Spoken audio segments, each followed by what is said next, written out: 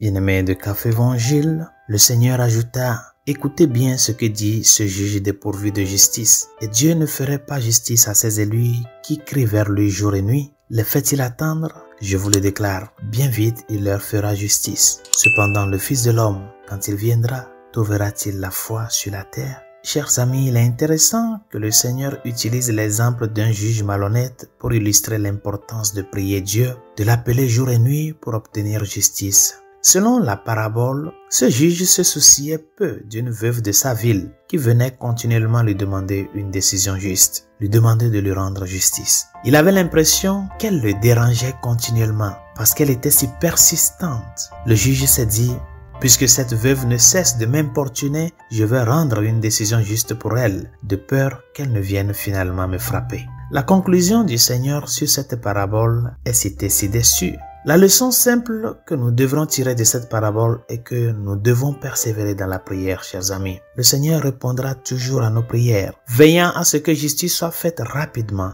Mais de nombreuses personnes ont prié et prié et prié pour une situation donnée, prié même pour la justice, et c'est avéré que Dieu n'a pas répondu à leurs prières. Ainsi, certains peuvent remettre en question la promesse de Jésus selon laquelle les prières persistantes seront toujours exaucées et la justice sera toujours rendue. Si telle est votre expérience, il est essentiel que vous vous rappeliez deux choses. Premièrement, les paroles du Seigneur sont vraies. Lorsque nous persévérons dans la prière et que nous faisons confiance à Dieu, il nous attend et nous répond. C'est la promesse inébranlable de notre Seigneur. Mais deuxièmement, la justice que Dieu rend peut souvent être différente de celle que nous attendons. Il se peut que nous voulions que quelqu'un paie pour un tort qu'il nous a fait. Mais après avoir prié avec ferveur, notre attente n'est pas satisfaite par notre Seigneur. C'est pourquoi il est essentiel que nous sachions que Dieu répond à chacune de nos prières, mais en accord avec sa volonté et sa sagesse parfaite. Par conséquent, le point de vue de Dieu sur la justice peut parfois être très différent du nôtre. Parfois, sa justice est satisfaite par l'invitation qu'il nous fait de faire preuve de miséricorde en abondance. La vraie miséricorde satisfait toujours la justice.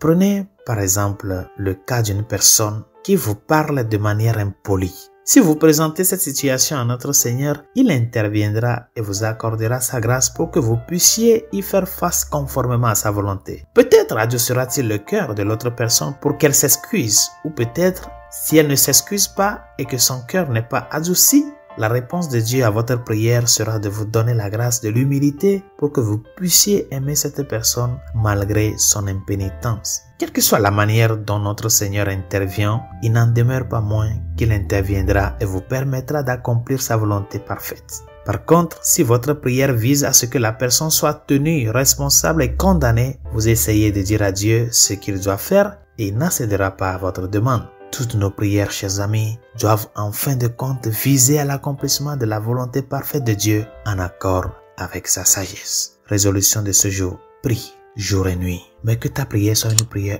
humble, une prière qui s'ouvre à Dieu et qui demande à Dieu de faire de Dieu, dans l'humilité, la confiance et surtout le désir de croître dans l'amour à lui et l'amour au prochain. Bonne journée, Dieu vous bénisse.